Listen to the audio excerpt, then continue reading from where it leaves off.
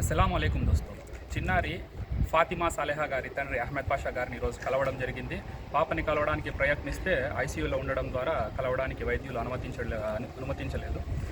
ఉన్న విషయం ఏంటంటే చిన్నారి ఫాతిమా సాలెహా వైద్యం నిమిత్తం ఇంతవరకు మిత్రులు సహకరించారు, సహాయం చేశారు. సహాయం చేసిన ప్రతి ఒక్కరికి ధన్యవాదాలు తెలియజేస్తూ ఉన్నాం.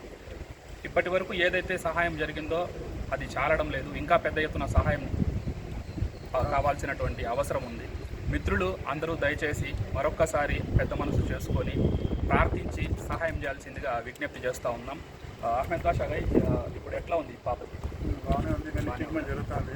6 months ఎక్కడ ఈ హాస్పిటల్లో పెయిడ్ ట్రీట్మెంటా లేకపోతే ఏదైనా ఆరోగ్యశ్రీ లాంటివి? ఏం లేదు, కానీ బాగుంది, ట్రీట్మెంట్ బాగుంది అని హాస్పిటల్ బాగుంది, డాక్టర్స్ బాగున్నారు, బాగా ట్రీట్మెంట్ చేస్తున్నారు బాగానే. హెల్ప్ఫుల్గా ఉంది, కానీ పేమెంట్ కట్టాల్సింది.